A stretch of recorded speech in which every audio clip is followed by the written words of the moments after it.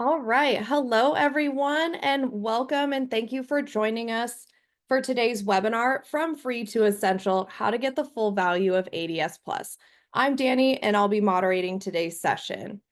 We're here to walk you through what's changing with ADS Plus, why operators rely on it, and how your team can ensure they get the full value of it moving forward. This session is being recorded, and I'll make sure to send out the recording afterwards. Um, just a couple of housekeeping items. If you have any questions, please drop them in the chat. We'll be sure to answer them during our Q&A at the end. And we also have a couple of polls throughout the session, so we would love to hear your feedback. And the last update before we begin, Veryon will be at both MRO Americas and the de Havilland All Owners Conference next month, and we would love to see you in person. So I'll be sure to add those details in our follow-up email with the recording as well. All right, let's dive in.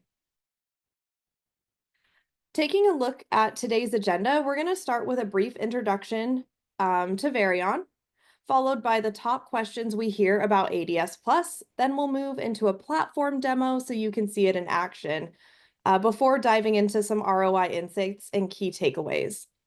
Finally, we'll wrap up with a Q&A session, so be sure again to drop your questions in the chat as we go.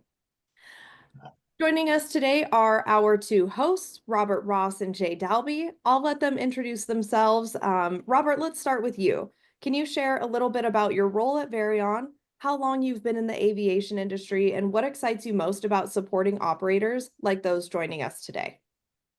Yeah, thanks, Danny, and welcome everybody. My name's Robert Ross. I'm the Global Enterprise AE for Veryon Diagnostics. I've been in the aviation industry going on my 15th year in various roles, from interiors and manufacturing, working for OEMs, as well as parts procurement and locator services, where I got my start in technology. And I've been with Veryon a little over a year now, focusing just on the diagnostics portfolio. And I'm excited to get to hear some feedback from the participants today, learn a little bit more about your operations, but more importantly, how we can continue supporting the Dash 8 fleet and answer any questions you guys might have. Jay? Thanks. I'm Jay Dalby. I'm the Director of Diagnostic Database Development at Veryon. I've been with Veryon for 25 years now. And what excites me is learning new ways and sharing those ways that the failure modes on the aircraft to help the technicians fix their problems faster. Awesome. Thank you, Robert. Thank you, Jay. It's great to have both of you here to share your expertise. Now that we've met our hosts, let's turn over to our first topic. So, Robert, can you start by introducing Veryon? And then I'll be back shortly to go over some of the top questions we get asked by operators as ADS Plus transitions to a subscription model. Yeah, so I guess first, why are we here today, and who is Veryon? We're kind of transitioning to this subscription model. Started late last year, and we've been working with operators one-on-one and meeting with them to get them transitioned, get them signed up on the subscription. So we wanted to take this opportunity to bring in additional people that we haven't been able to get in touch with to answer those questions. Of course, this is, the approved troubleshooting tool by de Havilland, and we're going to explore some, features, smarter searches on the ramp access, how teams collaborate with this tool, and then, learn how to secure uninterrupted access before the free use ends on April 30th. And a little bit about Veryon. So some of you may use us in other facets. Veryon is comprised of several companies over the last 50 years. We got our start in publications, and our goal right now is being the go-to maintenance provider and software provider in the aviation industry by standardizing a lot of these tools. So we have over 75,000 professionals using our solution today in over 180 countries. We've also acquired two companies in the last 2 years, formerly known as Rusada and RCMBT. which is now Veryon Reliability and Veryon Tracking Plus. And as far as the ADS Plus goes, there are 128 unique companies that are currently accessing ADS Plus. Just in 2024 alone, with over 800 unique user logins accessing that system, and over 6,500 troubleshooting sessions just in 2024 alone. These are some of the customers that are currently using our diagnostics products, which ADS Plus sits in, is also known as Veryon Guided Troubleshooting. And it goes by several other names, depending on the OEM who uses that. But these are just some of the logos that currently use us today on the diagnostic side, and it basically makes up over 30% of the world's commercial fleet. So we're pretty proud of those numbers. And Danny, you can go to the next slide here just to, we don't want to brag, but the technology that you're going to see today, which you're familiar with, ADS Plus, but also in the diagnostics portfolio, defect analysis and RDSS, you'll get to see that today. And these are some of the awards that we are proud to showcase behind that technology, and that we've won in recent years with what we're going to show you today. So pretty exciting to be a part of that and to be recognized for this solution. So you're probably all asking, what are the top benefits of ADS Plus? On a lot of our discussions, and when something's free, it's not always, the KPIs and benchmarks aren't always tracked. So this is another reason why we brought you together today in this webinar, is to go over some of these benefits. The main ones that we hear and that we see and that we've done in case studies are obviously preventing those AOG costs and downtime, which can significantly impact an airline. The idea of this tool is to cut the troubleshooting time in half or more, depending on if they're a seasoned or new technician. We want to ensure constant and consistent structured fixes on those faults, but also that this is trusted by the de Havilland field service reps and support teams as the go-to tool for troubleshooting. And then, of course, improving the content and features. That is one of the benefits by transitioning to this subscription model. You will constantly see an evolution of this product. It will always get better, and we'll be able to incorporate any additional features and functionality that the global Dash 8 fleet operators may need. So as things change and the environment change and the need for better, faster tools are there, we will create those alongside the operator together to give them a better experience. Great. Now that we've covered those key benefits of ADS Plus, let's get into the biggest questions we hear from operators. Again, as ADS Plus transitioned to that subscription model, many have asked how it impacts troubleshooting efficiency, how to ensure their teams have the right knowledge, and really how to justify their investment. So we've narrowed it down to 4 of the most important questions we hear. So let's walk through them one by one. Bobby, I think this answer is best for you. How does Veryon reduce downtime associated with non-routine maintenance? Yeah, this is definitely one that we hear a lot. And we're going to look at some case studies and ROI figures later on after the demonstration. And so we'll drill down into this. But some of the main core benefits or the way we reduce the downtime is improving first-time fix rates. I think that's number one, is getting to a 30 to 50% improvement across all troubleshooting attempts. We want to see first-time fix rates on those increase.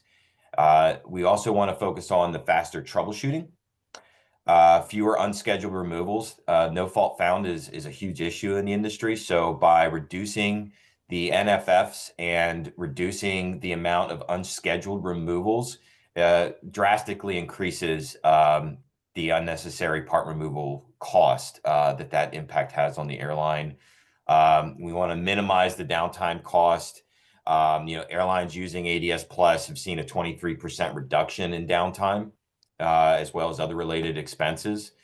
And this product also integrates with two other software products in our portfolio, diagnostics, defect analysis, and RDSS, which one focuses on reliability, the other focuses on chronic repeats and non-routines. And we'll touch a little bit more on how those work together. But the bottom line is ADS Plus helps technicians fix faster, fix smarter, and fix right on the first time. Yeah. Bobby, you bring up a lot of great points. And Jay, I want to ask you, to get those faster fixes, that troubleshooting, how can I, as an operator, ensure that my techs have access to the best troubleshooting knowledge out there? Thanks, Danny. Veryon ADS Plus, it's capturing the real world fixes from the operators worldwide. And it ensures that every technician has access to the global experience of the entire Dash 8 fleet. Or not just, Dash 8 fleet. And also we've done from our own experience and through focus groups and job shadowing technicians, we look to see what information do they need to do their jobs. So we look and we see the technicians, they're looking up in the manuals, what's the background of the symptoms, what are the fixes in the AMM or in the FIM, what AMM references will I need, what wiring diagrams might I need, are there any SBs or service letters required, and we provide all that information instead of them having to go to multiple different systems and jumping between manuals and looking them up. We provide all that information in one structured, easy to use tool. And it's not just a static database, it's a living system, and it's constantly improving the more it gets used. Yeah. We've talked about the importance of making sure our techs have access to the best knowledge. And now we'd love to hear from our audience here today. Can you take a moment to answer this quick poll about how your team typically finds troubleshooting solutions when an issue arises? Are you relying on your most experienced techs? Are you searching multiple sources? Do you use a structured tool like ADS Plus? Or are you taking kind of more of a trial and error approach? And, we'll give a few seconds for everyone to submit the response. And let that go. So I think it's okay if we end the poll. And then just wait for the responses. It looks like people are troubleshooting their aircraft in multiple different ways. So it's really interesting to see how different teams approach troubleshooting. And what we found is, many operators don't always realize the full cost of troubleshooting inefficiencies, whether it's time spent searching for answers, unnecessary parts replacements, which really brings us to our next question for Bobby, which is, how can I measure the true cost of troubleshooting delays? Yeah, thanks, Danny. And just to clarify, Robert, Bobby, you can call me either one on here. You may hear both be used, so referring to the same person. But this is a tricky one, and we had to do a pretty comprehensive case study, which we'll look at later on in the webinar. But the three things that come to mind are direct cost, operational cost, and then the passenger experience. Depending on the type of operator you are, you may be operating scheduled or unscheduled, or have specific, mission capable aircraft that are used just for maybe one or two flights a week. So there's all kinds of variables here, but the first one is always going to be labor and overtime.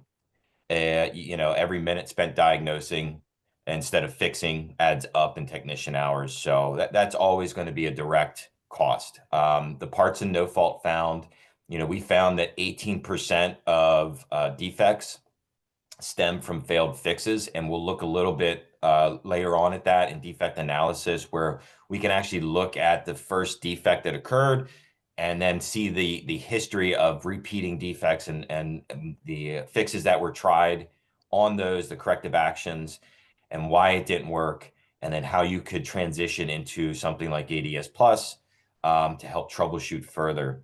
And of course, another direct cost is going to be the unscheduled maintenance and AOG costs. Depending on the type of operation and depending on the size of the fleet, AOGs and downtime or delays, even cancellations, can cost anywhere from 10 to 150,000 a day.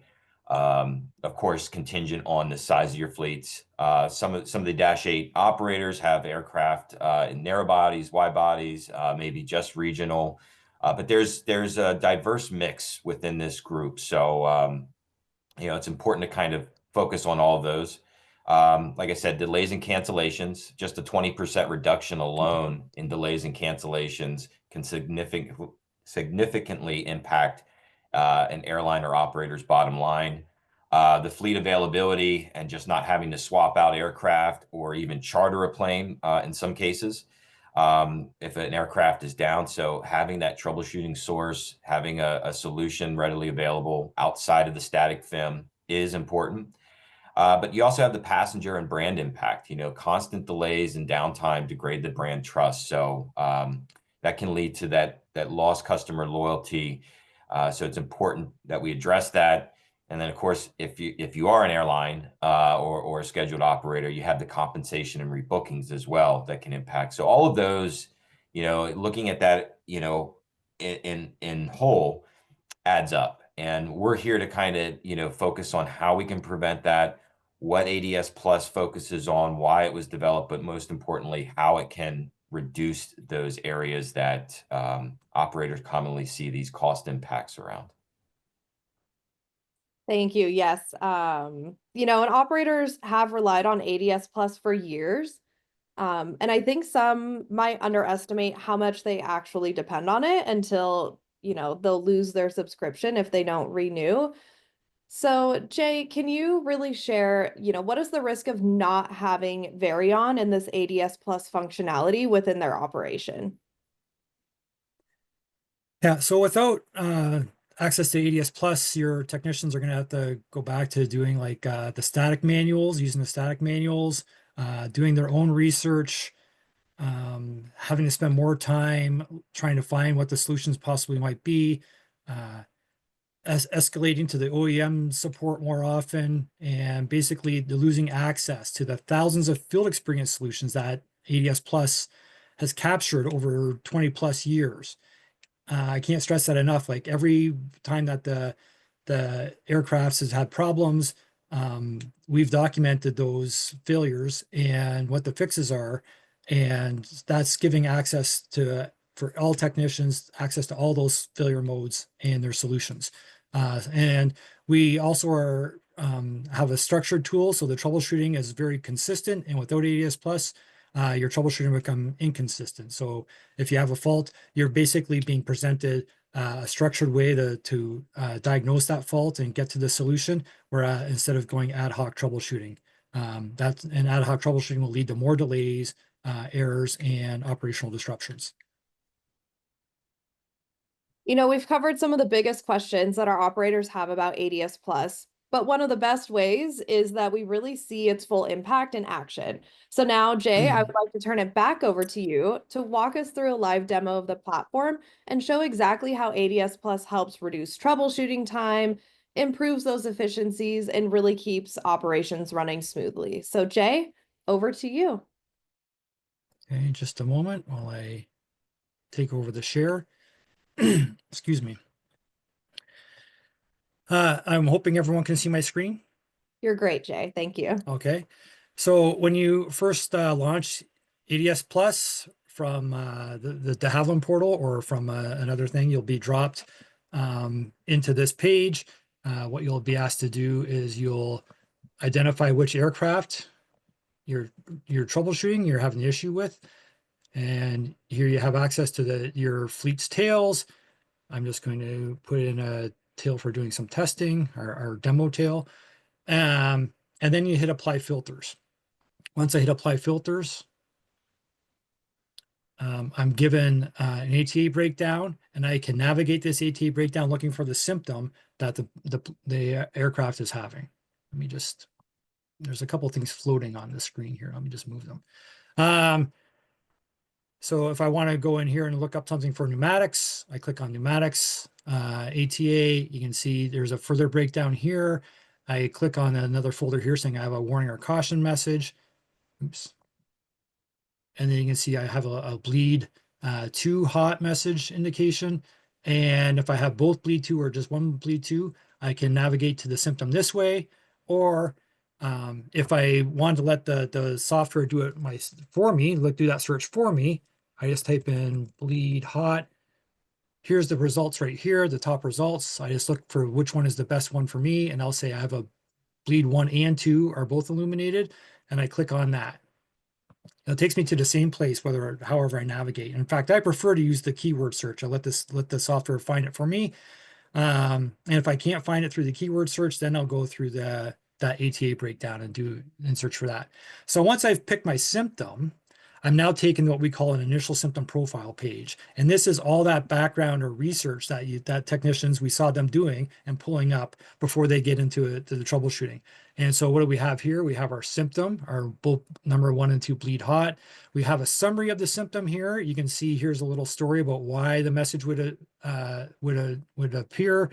You can see we have a link to the supplemental procedure ground reset guide. So if your symptom is possible to have a ground reset on it, we have it set up here so that the links to the relevant ground resets are available. So if I want to try applying the ground reset, I just click the link. It takes me right to that ground reset procedure, and I can just apply that procedure, and maybe that'll allow me to get the aircraft back in operation. Underneath the summary, you can see we have some known possible solutions. They're related to ISARs, SBs, valves, and so forth. You can see that there's more causes here, so I can click Show All Causes. You can see we have a large number of solutions here. If I want to explore any one of these solutions very quickly, I can just click the more detail. So if I want to see if it has something to do with this wing bleed differential pressure sensor, I just click the more details here. I can see here's all the references that are needed for doing this procedure. You can see here's some links off to some service letters related to this. There's a description of what the problem was here. There's a nice picture here of where the part is, how this gets repaired, an explanation for how this part and this snag and fix resolve themselves. And you can see underneath here's some key observations for how you would troubleshoot this, where you have both bleed 1 and 2 hot. You'd see these other messages, and then there's the part removal. If I want to say, like, how do I do this removal? I just click the more details here, and here's all the relevant links right here for doing those removals. Again, this is if I have like a sort of a gut feeling, or I just want to do a quick check. If the solution is not here, you can also say the solution is not shown here and provide the feedback that way. I'll show more of that later. Also on this page is recent troubleshooting sessions. So you can see the troubleshooting sessions that are related to this particular fault. So you can actually open those up, click on those, and see what's been attempted in the past. You can see the dates on these as well, so how often they've been happening. You can see there's a notes history here, so any notes in any of these sessions will appear here, and I can review those notes. So I just click this to expand it, and I can see what the notes are. And if, as Bobby said, or Robert said, depending on how well you know him, I guess, there would also be another tab here if you're a subscriber to one of our other products with the defect history, and you'd be able to look at the defects for this aircraft, the relevant defects for the aircraft, so the recent history, so you can examine there as well what's been happening lately on this aircraft. And then underneath this related history, you can see we have links to documentation. So these are all the documents that are related to the symptom. So you can see we have ISARs, we have service letters, we have SBs, we have AIPC references, we have AMM references, etc. If there's wiring diagrams, we have a link to the FIM, the SDS. They'd all be here just one click away. So instead of having to go to multiple locations to find this information, all the relevant information is all put on one page for you. And this is great for if you don't have time, or you have a gut feeling or whatever like that, or you just want to do some research. on the snag to get you started. But if you have time to go into deeper troubleshooting, yeah, you can click over here on this guided troubleshooting.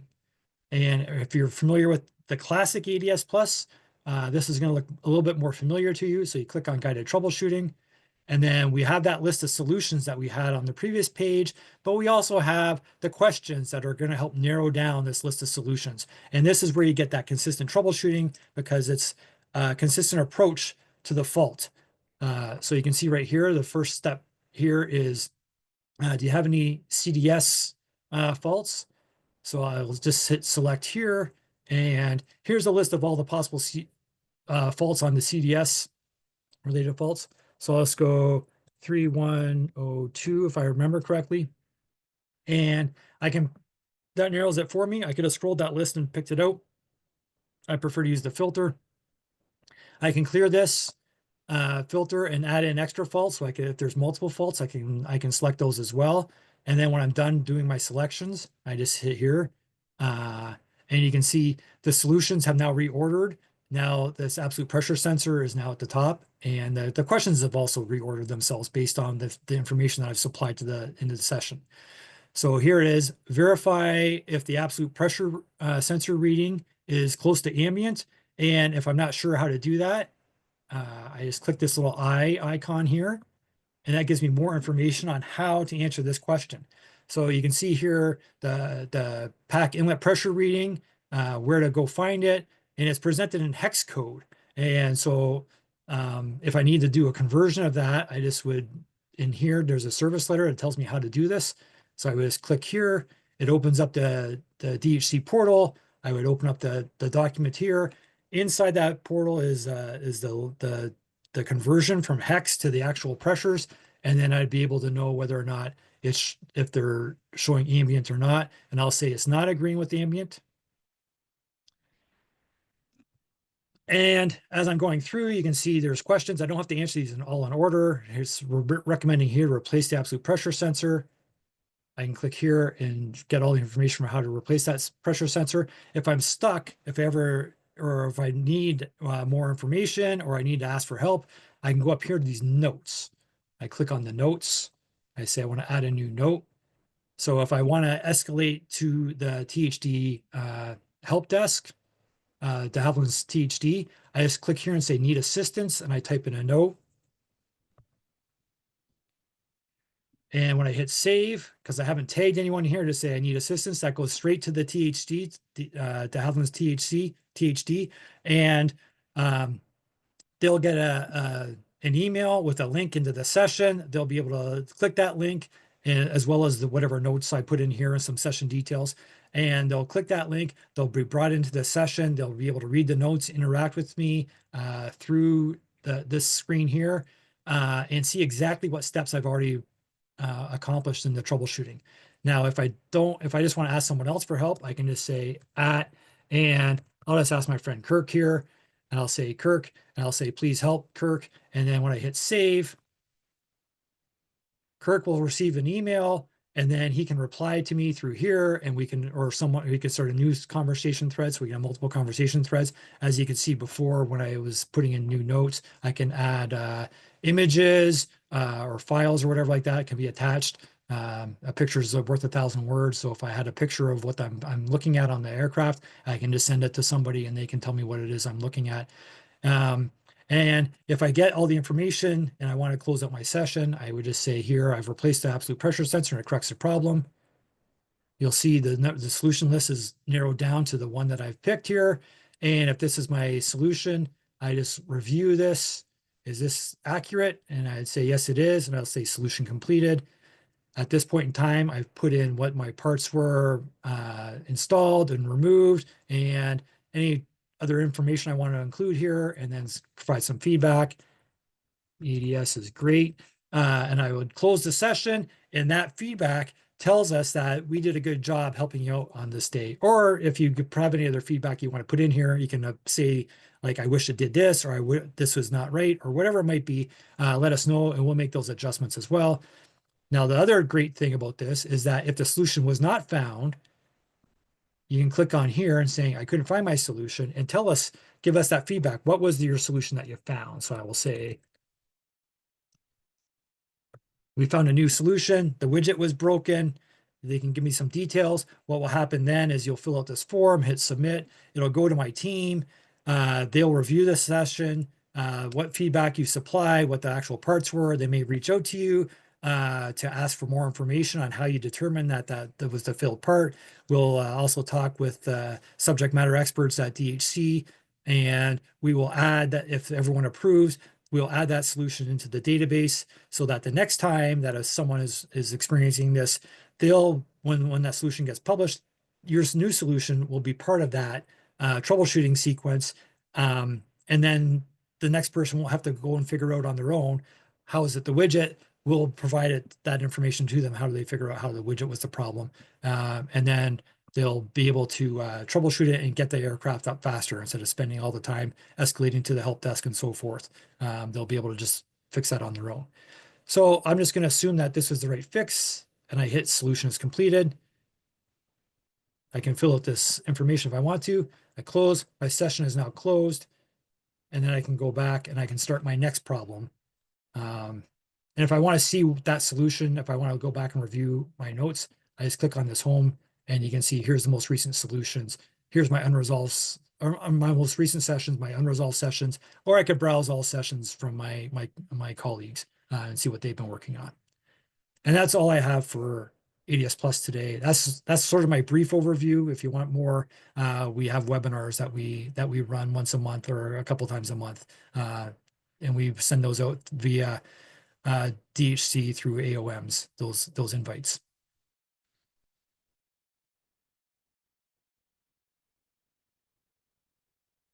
All right, thanks, Jay. I'm going to take over here quickly just to share my screen. I'm assuming you can see that okay. So what we're looking at now, I'm just going to elaborate a little bit further. So you'll see some things in here similar to what Jay was showing on the screen. He was just inside the one environment, but if you were using Veryon or using some of our other tools like defect analysis, RDSS, you would see them in this little environment here. And what we're looking at on my screen is our chronics tab. So basically we've ingested PIREP and maintenance reports, and we are clustering logbook entries. So your non-routine defects is what we're looking at on this page. So operator would, SFTP a file to us several times a day. We would cluster these defects as they come in, almost in real time. I'm looking at like a 3-month window right now on my screen just to give us an example. But let's say we were, trying to troubleshoot a chronic repeating defect. I can go down here and kind of look. I have this one flagged as watch to give us an example. But if I were to click on this, it's going to show me all the defects within this cluster.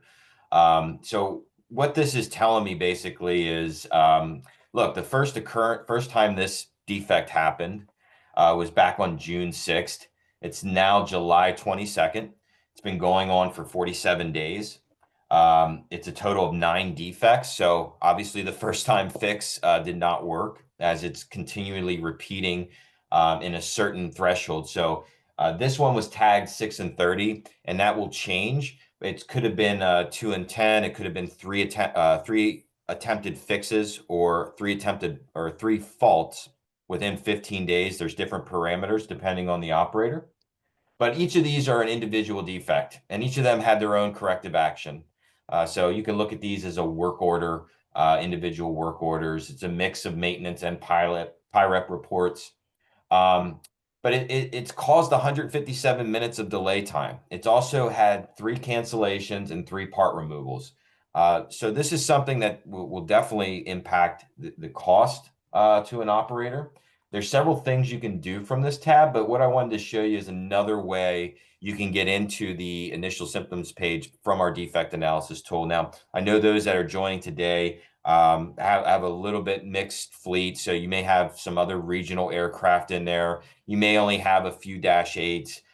So I don't know if defect analysis would be something that would benefit you or not. It's typically geared towards fleets of 20 aircraft or more where you're seeing the true ROI. But let's say you were using this tool, you were looking at chronics, you want to figure out, if there's a fix in here to finally resolve this issue. Anything that's repeated 9 times in a 47-day period is going to be costly. So, I can go into these chronic tabs. I can look at 4 and 2-digit ATA history, as well as the entire tail history of that aircraft. I can look at all the defects that have happened recently. So lots of data in here that you can easily access. But for me, I want to figure out, why are we not getting to this fix? So from here, it'll take you right into that symptoms page. You don't have to go through the select an aircraft. It's already done. You don't have to select an individual a fault, from that list. It'll take you right to this page. You can go through the details like Jay was showing.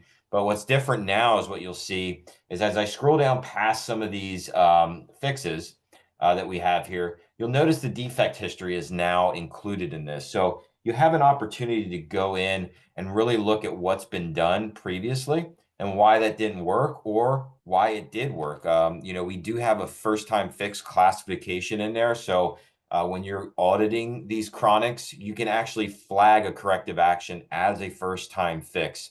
So any technician in the future that would go in and reference this can go right to that corrective action that worked, see that it was a first time fix, and troubleshoot from the solution that's been known to fix this the first time.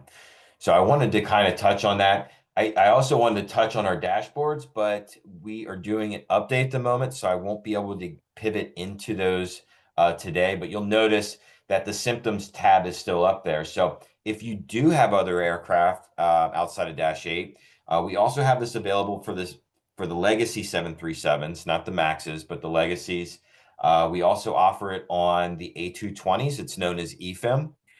We also built this for the CRJs as well. So the CRJ fleets in here too, something that you can get off the shelf and develop it. And then we also have some availability with Gulfstream on the Rolls-Royce engine, as well as Pratt & Whitney too. So a lot of OEMs use this, but if you do have multiple aircraft or a mixed fleet, there are alternatives out there that you can access in this. And another thing that's unique about our tool with the defect analysis is it does do custom alerts. So you can do one-off. So anytime a certain part number came up or a tail number or a specific fault in the entire fleet, you can set up customized alerts to let the team know to begin to triage or however you want to alert them, but to collaborate as a team inside this environment is really the goal, and keep those messaging there. One thing you'll notice about our system is we have lots of different ways to train and help support adoption for the tool. So there's all kinds of info centers here. There's all kinds of information buttons that explain more. But these are just one of the benefits of working with Veryon now directly, is that we'll continue to evolve and build out these systems to address the needs of today. And as the dynamic and the environment changes and there's more regulations, there's more tools that are needed, more efficient ways of working, we're hoping that our environment is the go-to for those troubleshooting tools. So that should give you a nice overview, at least, of the tools. Probably generate some questions. And I think, Danny, we're going to transition from the demo into maybe some of the other benefits of ADS Plus. Robert, I will hand it over to you to really kind of break down these cost savings, efficiency gains, and just what other this particular regional operator has experienced using guided troubleshooting. Yeah, always the fun discussion. I get asked these questions a lot. I work with a lot of operators and key stakeholders and trying to really lock down what the ROI is, what KPIs they want to improve, but also benchmark where they stand now. Now, this case study I wasn't directly involved with. This was done a few years ago with the CRJ fleet, so it was based on 2,600 tails, working with the OEM, which was Bombardier at the time before MHI acquired it. But we worked with 2,600 tails. We worked with several operators directly, but we had to implement, kind of best practices on how to achieve, these case study results, which we'll look at on the next slide. But we had to integrate with escalation and technical help desk. That was key for the workflow. We gave single sign-on and deep linking to task support within documentation so we could track all those movements and see how technicians were troubleshooting in the field and how quickly. We had the page-based FIM retained alongside Veryon for a seamless transition between both. So we kind of set that up in the beginning, and then the global adoption. So that was important, getting the right people to utilize the tools, understand it, and then test those solutions out in a real world environment. So some of the tangible operational benefits that you'll see up front is the first time fix rates drastically improved. So you can see pre-Veryon, what they were at is around 54,000 out of 126,000 repair attempts. 54,000 of those had a first time fix. But then you look at the post Veryon, which would be post ADS Plus, or in this case, Spotlight, is what we were calling it. There was a 70,000 out of 98,000 total repair attempts. So you're seeing a drastic reduction, almost a 31% difference in first time fix rates by using that, solution, static versus a fluid solution. You have the multiple attempts that reduced by 57%. You have the calculated repeat attempts reduced by 66%. And then overall, the total repair attempts was reduced by 23%.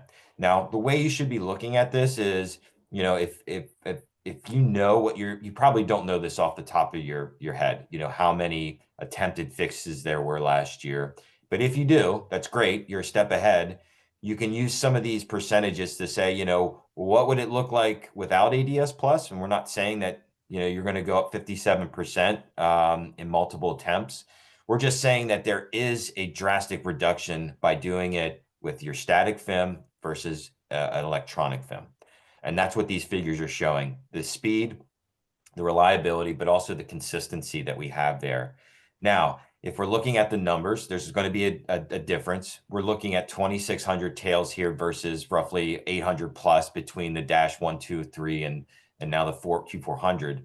But there's similar size planes, similar size in as far as cost, parts, and the attempt. So these figures are going to definitely be different, but definitely more accurate than a narrow body or wide body. So you can use some of these figures from the CRJs to get an idea of what the impact could be to your operation, moving away from electronic FIM and going back to the static, where you don't have any field experience, you don't have the tribal knowledge from the global fleet, and as things get added, new solutions get added, you have access to that. You're basically going back to the traditional FIM from the airframer. So you have to ask, what kind of impact could that have? And depending on the type of operator you are, it may have more than others, based on whether you're scheduled, non-scheduled, special operations, whatever it may be. But these were the figures: almost a $50 million difference across the whole fleet, which really calculates to a little over, I think 12 or 15,000 per tail per year that you're reducing. There's going to be more extreme cases than that, and more higher, depending on the age of the aircraft and things like that. But we had to work directly with the OEM on this and the operator together. It's kind of a three-way going on in order to get to these figures. They had to validate these numbers, but this is what the results were. So we were pretty happy with that, and it's been the feedback we received from other operators, whether it be on the narrow bodies or wide bodies, or other regional aircraft. Yeah, and really from today, our top three takeaways that we want you to have is that, the tool reduces downtime and it saves on maintenance costs. It also standardized the troubleshooting and boost tech efficiency. So in some cases, we have operators who have the A220 and they have EFIM, and they also have Dash 8s, and they're using ADS Plus. So the technicians, it's an easy transition to go back into different tools because it's a standard way of troubleshooting, doing it this way through the guided troubleshooting that we offer. So they multiple aircrafts, same format, same functionality. A tech can move to one aircraft or another and be able to troubleshoot and work through the system efficiently, and that's what we want. But also, de Havilland, this is the only approved troubleshooting tool. It's also accepted by the FAA, EASA, and the other regulatory bodies as the approved and accepted troubleshooting method in the industry. And we've done white papers on that and have worked with OEMs to help get this accepted. So we're pretty proud of that. But we're hoping those are the three takeaways that at least you get from today. Definitely. Thank you again, Jay and Robert. We've covered a lot today. And again, the takeaways are very clear. ADS Plus is more than just a troubleshooting tool. It really reduces downtime, improves efficiency, and it keeps your operation running smoothly. Before we head into the Q&A, we do have a few questions. I'd like to know from our audience, like, what is your next step after today's webinar? So a poll will pop up on your screen. And while you're submitting your responses, we're going to shift gears into our Q&A session. So if you haven't already, please drop those questions in the chat, and we'll get to as many as we can. But to start off, Jay, I think this question would be for you. You talked about the troubleshooting sessions and the notes in your demo. Can you elaborate if this info or data for the aircraft is just with an operator's particular fleet, or is it the global fleet, particularly for any Dash 8 in the system? Yeah. Thanks, Danny. So your troubleshooting sessions, that is for your fleet only, but the information that you're getting, the troubleshooting guidance and the possible solutions, that is from the global fleet. So your technicians are getting the benefit of the experience of everyone that's ever worked on a Dash 8 across the world. And so that's a collective experience. There's thousands and thousands of solutions, and our success rate of containing the solution for resolve sessions is over 90%. So if technicians take their sessions and troubleshoot them to completion, we have a 90% success rate of having the answer for you. 90% plus rate. Yes, love that. Robert, I think this one might be for you. Can an operator expect anything different moving to the subscription model? Yeah, absolutely.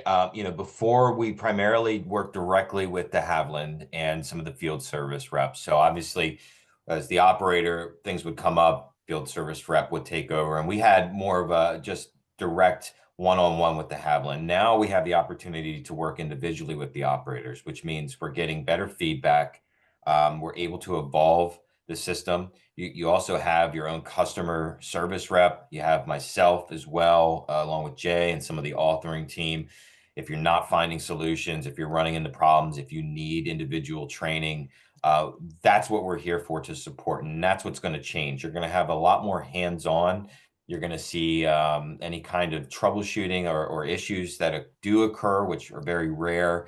You have somebody there to support you and get you through that. So that's really what the big change is, that we're going to be more hands-on with the operator, may allow us to look further into some of the fleet inefficiencies that they're experiencing. So maybe we can help in other areas outside of ADS Plus, whether it be M&E tracking systems for their maintenance and engineering departments, the defect analysis tool that I showed you for larger fleets and automated chronic tracking. But the industry is evolving into the digitalization. Not all of us are there yet. We're half the world's on paper logs, some are on e-logs. It's a transition, and we want to be part of that transition. So in order to do that, we have to work one-on-one with the operators, as well as the OEMs.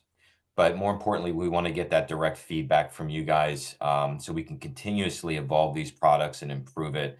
But most importantly, know that you have a reliable tool that's going to work 24/7 and when you need it most. And I think that's what's going to change, is the level of support that you're seeing, as well as the level of hands-on access you'll have to us. Yeah.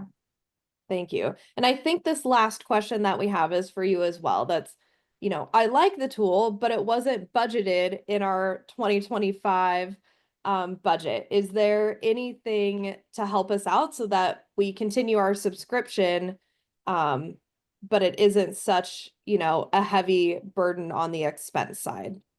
Yeah, this is one thing that we've taken into consideration. Obviously, a lot of people do their budgets Q4, Q3 of each fiscal year. So we are offering right now the opportunity not only for reduced subscription cost per tail before May 1st for anybody who subscribes in that first year term, but on second and third year terms. With the second year, you get 3 months of free service, but on the third year, which most of the subscribers, which we have about 15% of the Dash 8 market subscribed right now, who are signed up on the new subscription model, but most are going for the 3-year term because we were waiving all the cost for the remainder of 2025, which appealed to a lot of folks because their first invoice would not be due until January 1st of 2026. So that is one option we put out there just to help offset that and help with any budget planning that wasn't able to be done. So we're working with operators as best we can just to make sure that they don't have any disruption in the service, that they're not in a place like peak summer where travel's at the most, and you're seeing weather issues and maintenance issues pop up, and now you don't have a solution to go to. So we're working with operators one-on-one, like I said, and we're offering that up until May 1st of this year. After May 1st, though, it will revert back to the rate, the normal rate card. I believe some of the folks that are here today, I do see a few names that I may have contacted before. So if I didn't send you the subscription breakdown, just reach out to myself or John Bennett, who's working. He wasn't able to join today, but he's my other counterpart. And we're both working with all the Dash 8 operators. So it's the two of us, and we can help get you the subscription cost, send you a quote, whatever you need. We can do that all by email, or we can set up another demo following this meeting to discuss it further. So That's great. Well, Jay, Robert, thank you again so much for your time today. Thank you everyone who attended.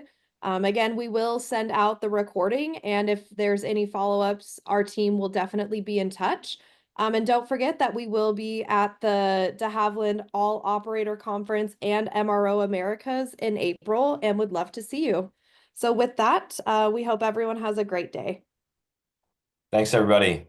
All right, take Thank care. you.